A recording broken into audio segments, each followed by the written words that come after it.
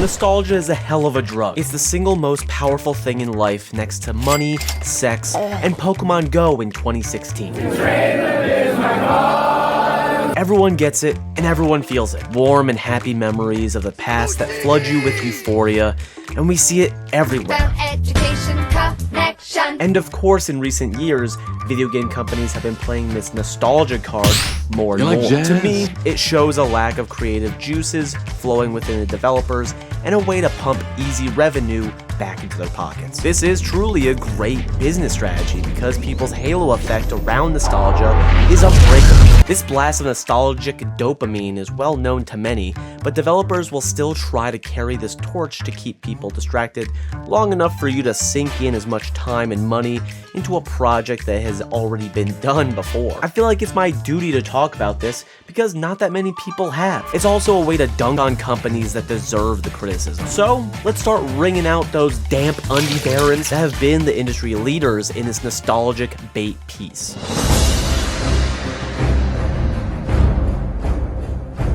Activision Blizzard is a clear offender of this and many other things. Damn it, Bobby, this just ain't right. Because they brought back World of Warcraft Classic. World of Warcraft has had many expansions over the years, but with this update they're essentially running back the code and allowing for players to drop in with all of the vanilla features that people saw during the game's first release. This meant limited classes and races, zero indications for quest markers, and an eternity of slaying mobs and returning fetch quests to be able to level up. Grats! World of Warcraft originally came out on November 23rd, 2004, and we saw this update on August 26th, 2019. A 15-year separation of when two of the exact same games came out. People were flooding out of the woodwork to play on release, and I'm not gonna lie, I was one of those hundreds of thousands of players. I never played WoW when it first came out, so to be honest, I was mainly playing because all of my friends were playing, and to no surprise, it was a lot of fun. The main issue here is, as I stated, it's the same game, and Blizzard has continued to roll out the expansions that they rolled out in the 2000s. Even at this recent BlizzCon event, they announced Cataclysm as if they had never released it prior. Cataclysm is coming! Of course it's all for fun because they're all video games, but you have to understand how these companies are treating you.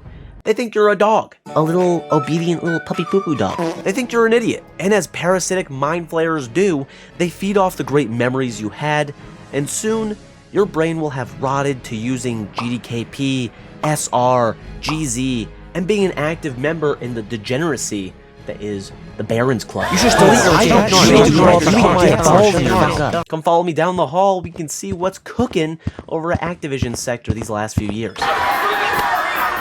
Now's a good time to show the dividing paths of nostalgia baiting.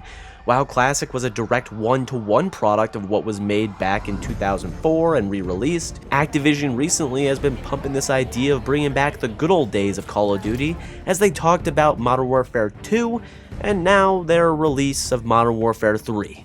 They really wanted to make it clear that they were bringing back that ageless sweet milk and bottle feed it to its audience, so they just made the new titles the same as the old ones. And that's not confusing at all, you lazy old fucks. The difference between these titles and the ones prior is that there's really no similarity. They bring a gun or a character back like Ghost, but in general, all the maps are different, the gameplay and gunplay is bland, and they dished out promises that would just never be fulfilled. Since they're constantly working on an annual release, they got the bag and ran, but they're going in for a second dip with Modern Warfare 3, which looks like a boring pile of ass, and already has been said to have the worst campaign in the game's 20-year history. I think that deserves a round of applause.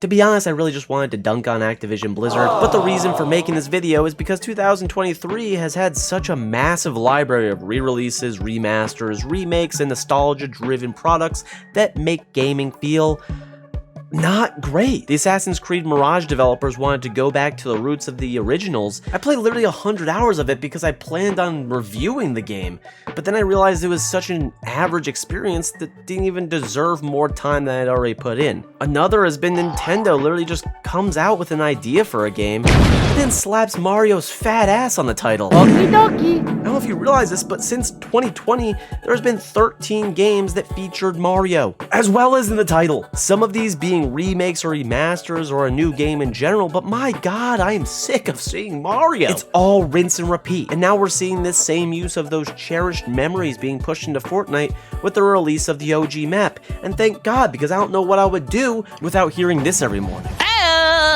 Hit it with the disco, good, shockwave. It's gonna boom, boom, boom, boom, boom, double. But someone tell me why we're using nostalgia bait with Fortnite when the game literally released in 2017. 6 years isn't a long time. That's a fresh memory in your brain there, buddy. That's like saying, man, you remember gaming during the pandemic? Yes, it was fucking 3 years ago. And since we're seeing it in Fortnite with monumental success, holy shit. I hope this doesn't become a common trend like battle passes were, because if you ask me, I'll battle pass. While this is an ever-growing problem, there are some companies that do it right. Remakes in gaming are a clear nostalgic hit, but when they're done correctly, they add to a game and improve on its features. Prime examples of this is Dead Space and Resident Evil 4 remakes at the beginning of this year. Not only do they update the look of the entire game, but the controls are crisp and they branch out the features of the game and improve on things that were lacking in the original. For example, Dead Space had a wonky ass mechanic where you had to propel yourself from platform to platform in a weird puzzle-like manner. But in the remake, the game gave you free-form zero-gravity exploration that made it a much more enjoyable experience. Resident Evil 4 basically made the game open world compared to the original, which was in a linear story. Nostalgia bait can be done in such a good way and a gift to older fans by recreating something that they loved. The biggest aspect is to give it time to resonate, as well as giving the players a fresh experience with new features and better gameplay. Giving them the same experience like Classic WoW is a disservice to the player base's intelligence, as saying, repackage it and ship it off, they'll eat it regardless. And they have! It's not a bad thing to like one game and only play that one game. There are people who have played RuneScape and League of Legends every day since it came out, and to no surprise, they're in mental hospitals. For me personally, and maybe many of you, you look forward to new titles, to new IPs, to new experiences, because I'd already made great memories with those past games. Playing Halo 2 or 3 or Reach will always be special to me and my childhood friends, but when you play Halo Infinite, the spice just isn't there. You could argue it's not the same game or the same developers, but Halo's Master Chief Collection had all those games packaged up, and it couldn't bring me back to those golden days. The jerk store called, and they're all out of you! If you try to keep recreating those great memories and nostalgic feelings of past games, you'll only be disappointed. Bioshock Infinite had me locked in 10 years ago, and at the time, I thought it was the best single-player experience I'd ever come across. Playing it recently, it was still fun and I enjoyed going through the story again, but 10 years is a long time in the gaming world. New releases perfect mechanics and innovate on past titles so much that make these masterpieces feel like a product of its time. Of course, this is a generalization and not meant for every game ever made, but for some, it will feel this way. There are games that can be a one-and-done experience, while others have countless opportunities for replayability, making it a stone cold classic. You don't want to replay the game, you want to relive it, almost like it's a first experience. But that's the problem with nostalgia. It makes us want to relive a moment in our lives that we will never get back, and a time that's well within the past.